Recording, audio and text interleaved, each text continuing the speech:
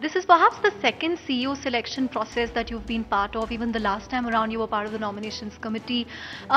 Was it more difficult this time around and also more crucial for Infosys, as far as the near term is concerned? Actually, the last time around, I wasn't the chair of the nominations committee. I was chair of the board. But this time, it is not that it was difficult. It was a thorough process.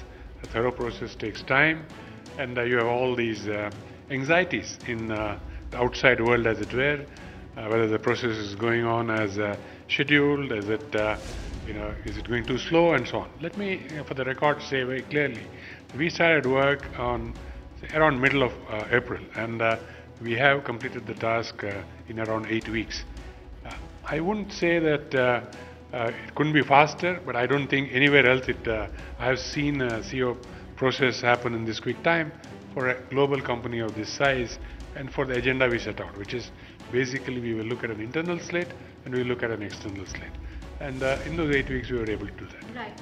But what really clinched it for Vishal Sikka, considering you were also contemplating on an internal slate as well as external candidates, what really worked for Vishal Sikka which didn't for the others?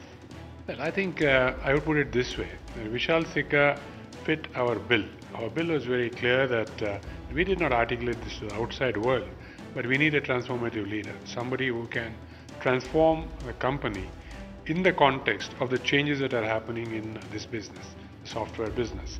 And at the same time has got the ability, we believe, to run a company of this size.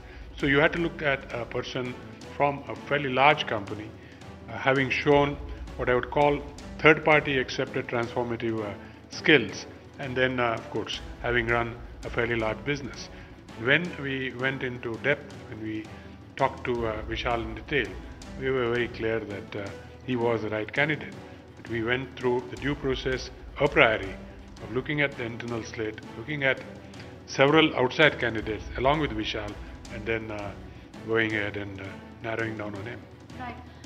Also, sir, there are some concerns that perhaps Vishal Sikka held an edge over the others because, he knew the Infosys leadership from his relationship with SAP. He knows Mr. Murthy, he knows you. So, how would you really address concerns that the selection process was fair, that it wasn't a predetermined choice, so to speak? No, I think firstly there were issues whether Vishal left his previous employer after, he was in dialogue with. Not at all, absolutely not. We came to know that he was leaving after he had put in his papers, and thereafter Egon Zehnder, the search firm, contacted him, and thereafter it followed a natural course. I think it's always possible that in an interview process or a shortlist process, you know a few candidates.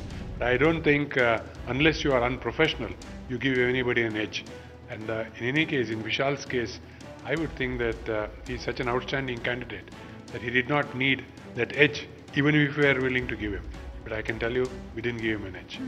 And was it also imperative for the founders to take a step back? Because the concern was that, there will be a dual power structure with a personality like Mr. Murthy towering above, that any CEO who comes in needs that sort of independence and discretionary, powers to do as he wishes. So was that necessary? Yeah, but Chandra, that's where you did not second guess it, but there are a lot of people second guessing that the power structure is going to be as such. It will create complications and basically reading too much into the future in terms of what could happen. I think that has been proven wrong because it was very clear to us. We will have a structure which will take this company into the next, its next orbit, as it were. I think we have a clear structure here. We have a CEO. And he drives, along with the COO, a team of candidates who we believe are outstanding, of the right age to deliver value to Infosys for the next 1.5 to 2 decades. That's the age group that we have now got.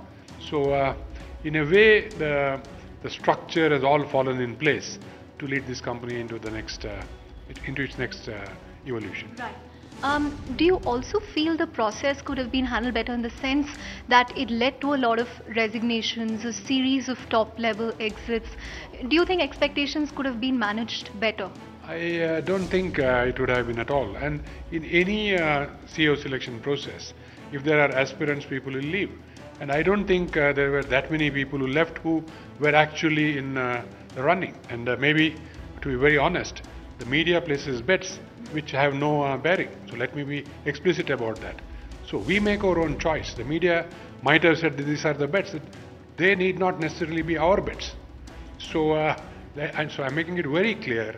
There was no candidate internally whom we said is going to be in the reckoning. Everybody was equal when we started evolution. So I have no regrets about people who have exited. I wish them well. But we went through the process, and we believe we selected who we think is appropriate. Right.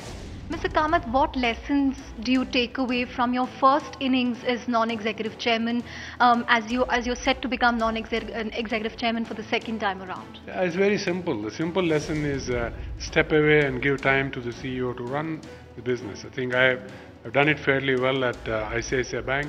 I learned it from Mr. Wagul. When I stepped in, he did that. So I think that's the best thing that you can do in an organization. Support the CEO in every which way. Make sure that the board processes run well, but otherwise step aside. Yes, companies can make mistakes in terms of having a wrong candidate who doesn't deliver value. But that doesn't mean that governance is at stake. I don't think we have done anything in the past 2 years or before that which puts governance in question. So we believe that we have followed a process which is appropriate and gotten the best person to lead us forward. Last two questions really, Mr. Kamath. A lot of people on the face of it would say Vishal Sikka is a very brave, unconventional choice because he comes from a products background. He's more of a technology visionary who's entering an IT services business. Was that a concern for you at all while evaluating him? No, I think for that you need to look at his CV very closely. Because if you look at his CV, that's the first, there are two parts to this. First, if you look at his CV very closely, indeed, he is a technology visionary who is acknowledged. He has developed products, and not just one product, but he was in charge of all the products at his previous employer. He is involved in delivering those products to customers. I think every single customer that we have, he knows the top leadership personally and in a very respectful way, because they have respect for him, he has respect for him. So his ability to connect with the technology leaders across customers, I think is enormous, which again doesn't get written up in the CV, but we know it is there when we talk to him, when we talk to third parties. And then I think is the other fact is that he is so one is he has this ability. The second part is he has the vision and the desire to change. Third part, if I can put it this way, is there's a morphing of this business. The line between platforms and services. We are a service provider, which was thick and like a wall, is crumbling like never before. In fact, at this point in time, I'm not even sure there is a dividing line between these two businesses. So they are becoming one. So I don't think that is, and we have to factor that into account in looking at leadership. Right. Lastly, Mr. Kamath, do you think the criticism has been pretty unfair on Narayana Murthy and Rohan Murthy in the last 1 year? I mean, initially there was a euphoria because of the way the stock prices reacted, but then there was a sense that has his return brought more harm than good. In hindsight, do you think that criticism was a little unfair? I think the criticism was completely unwarranted, but that's not something that you can keep defending with the media. For this reason, because he came in and a whole lot of things have been done which have laid the foundation for the next leader to come and take forward. The only criticism you can have, and that's not of Mr. Murthy, but that the top line has not grown because top line grew by 11% over the year, but again came under pressure in the last quarter or so. So clearly even the top line came under control. There have been certain challenges, and that we have acknowledged is something that has to be worked on as we go along. But whether it is in terms of operational efficiency, cost and delivery, there has been a whole lot of improvement that he has effected on the ground. So I think criticism has been very unfair. And frankly, if you talk of Rohan Murthy, I think his contribution to what has been the change in the last 1 year, again has not been acknowledged.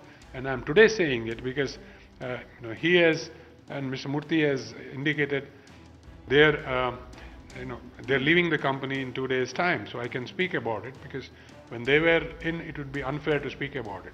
I think his contribution has been enormous. So in do you terms think of he has been shortchanged in not getting a bigger role? No, there was never a question of a bigger role. So the understanding was very clearly that he would, assist the chairman in whatever the chairman wanted to do, and he has done just that. Nothing more, nothing less, and for a token salary, as it were. So again, it's not that I need to defend him, but I am stating the facts as to what has happened in the company. Right. Thank you so much, Mr. Kamath, for talking to us. Thank you so much.